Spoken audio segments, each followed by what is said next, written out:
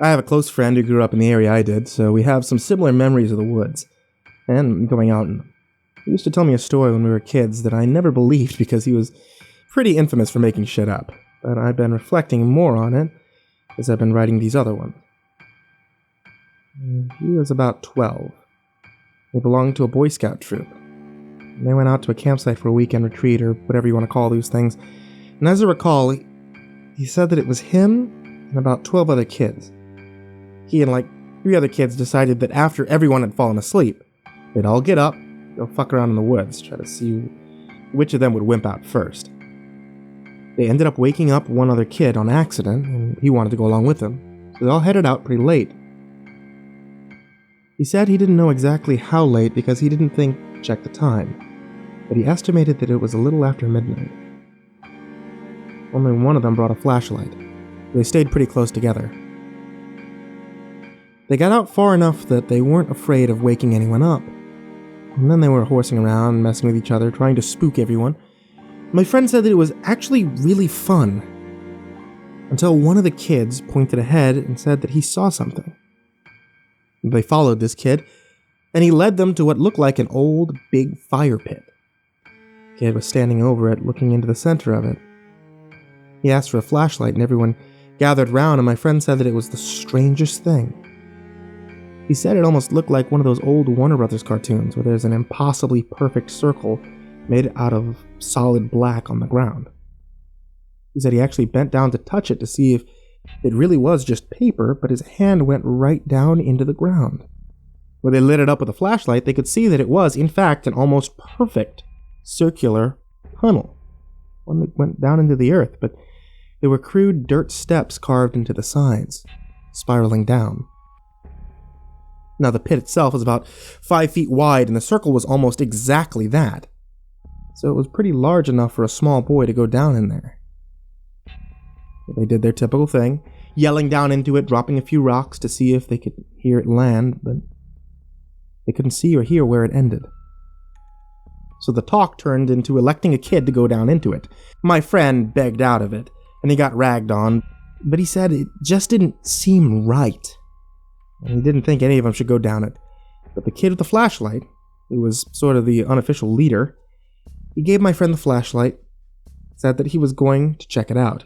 He climbed down into it and started following the stairs, which spiraled along the sides and down into a steep twist.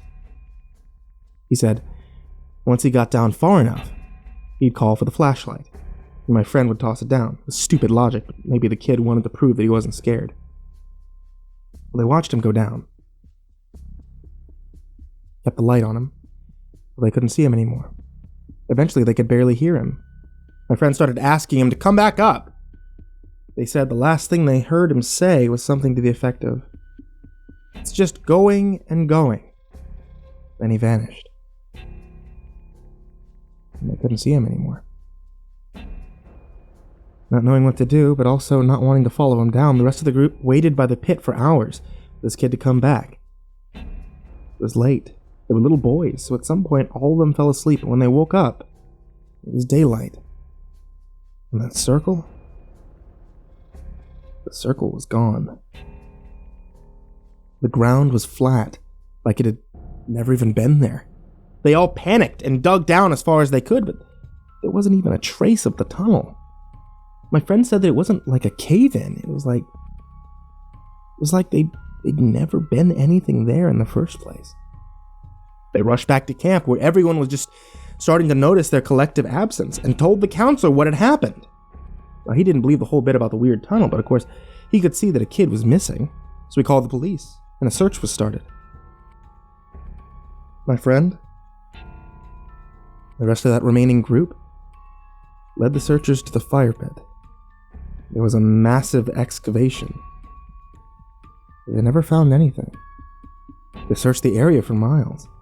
Investigated a lot of sex offenders in town in case he was abducted. But they never found a single trace of that kid.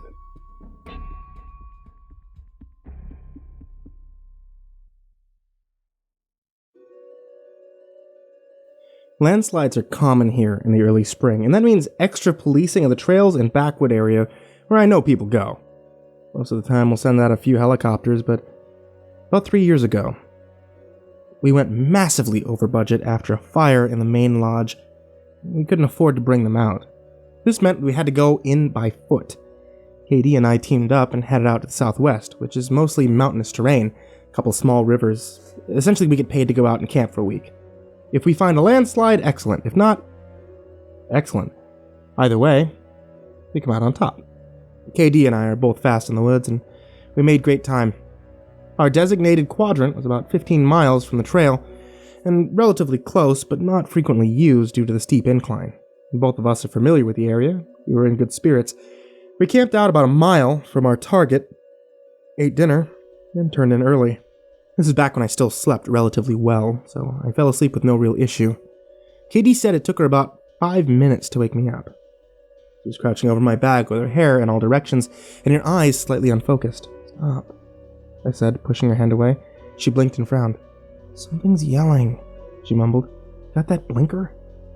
I didn't understand what she wanted, so I tried to tell her that she was sleepwalking, but she kept insisting on the blinker. She made a sweeping motion with her hand. "Flashlight?" I asked. I pointed at the bag by the fire pit, and she dug through it. "What is it?" "I don't know." I pushed her bag to the side and turned the light on the ground. "Something in there?" She shook her head. "I don't know. It was weird." "Well, what do you want to do?" She kept the flashlight trained on the ground. No. "Go to sleep," I said. She blinked a few times and dragged her bag back. She kept the flashlight on, but I was tired. I shut my eyes. I'm not sure if I fell asleep or not, but KD was shaking me again, and this time she was awake. "What?" "Listen," she said. From somewhere close by, we could hear a strange sound. I heard it in the very back of my ear, and if I even breathed too loudly, it drowned it out. I cocked my head to the side and to try and figure out where it was coming from, but it was coming from all directions. A kind of distant, intermittent tone that I wasn't able to identify. "What is it?" I asked. "I don't know," she whispered, looking over her shoulder. "But I've been hearing it for an hour. It's not going away or coming closer." We sat on my bag and listened to the sound. I got up and walked in a circle around the camp. It was almost impossible to tell, but I began to suspect that the sound was getting louder when I passed by the north end of the camp. KD got up and grabbed the light, and I took my rifle off my pack. The sky was clear. There was a good amount of light from all around us. We could hear deer. 9 times out of 10, the mysterious rustling visitors here at night are the deer. Every so often, the beam of flashlight passed over a set of eyes low to the ground, and I cut them a wide berth. The females won't generally become aggressive, but the males, well, those are assholes, especially in the early spring. We'd gone maybe a quarter of a mile, and the sound was definitely getting louder. We started to call out. The sound seemed to respond. We started to jog, and the beam of her flashlight bounced off the trunks of the trees. We jogged faster, and the sound got louder. It was a man's voice, and it was coming from somewhere above us. We called out, identified ourselves as rangers, but the voice stayed constant. A wordless, muffling wail. Sound got a little louder, and KD made a hard right, slowing down fast enough that I almost ran into her. The sound was right there, right in front of us, but I couldn't see anything. I dropped down, I felt along the ground, put my ear to it, but it wasn't there. I spun in a circle, calling out, and KD grabbed my arm. "Russ," she said, "what is it?" She was pointing at something on a large boulder about 10 feet from us. The flashlight bled whitewashed the surface, and I adjusted the beam. Something on the boulder was moving slightly, something small and pale. It wiggled, and as I walked forward, the sound continued to get louder. Whatever the thing was, it was firmly embedded in the rock. Nothing about it was familiar, and I was curious. I picked up a stick, I poked it gently. It responded but didn't move. I leaned forward slowly and carefully, my hands near my face in case the thing was some kind of stray defense mechanism. Something in the back of that pale thing caught the light for a brief moment. Something came together, and I moved away very slowly. Katie watched me with wide eyes, and I stood in front of her, squinting into the light. "What is it?" she asked. I turned and looked at it. "Russ?" I led her over and helped her get a closer look. She reacted to the sound, flinched away when she saw the back of the thing, and she fell on her butt and scooted away, her eyes wide. We have to get it open, I said. We need to. We looked at the boulder. The sound was coming from where the tip of the man's finger wiggled. We searched the surface of the boulder, took rocks, rang them against the sides. The screaming got louder. We yelled at each other and pounded the boulder, and neither of us would be able to leave to get the man help. He screamed and screamed from inside. I kept turning to the rifle, even though I knew it wouldn't help, and I pounded the surface with my fists. Not about cubic inches. How much the man was screaming.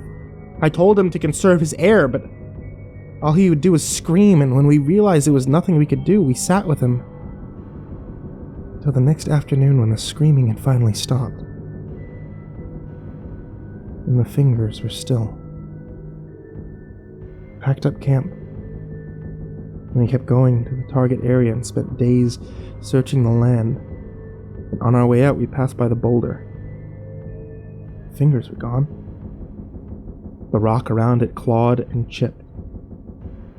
I haven't really thought about it much ever since.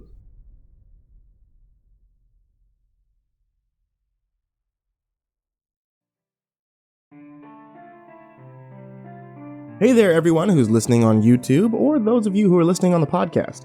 It's me, MrCreepyPasta, and before you head out for the night, I just wanted to let you know about a couple of things.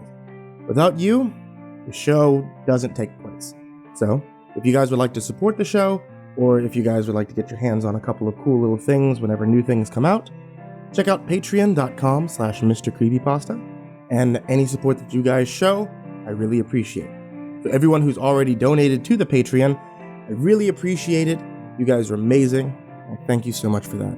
If you guys are looking for more Creepypasta Storytime, there's a new video that's uploaded to this channel or uploaded to the podcast every Tuesday, Thursday, Saturday, and Sunday now. You can be able to get more from me at facebook.com/MrCreepyPasta or on Twitter at MrCreepyPasta and then the number 0. Thanks so much for listening, kids, and for your support. And sweet dreams.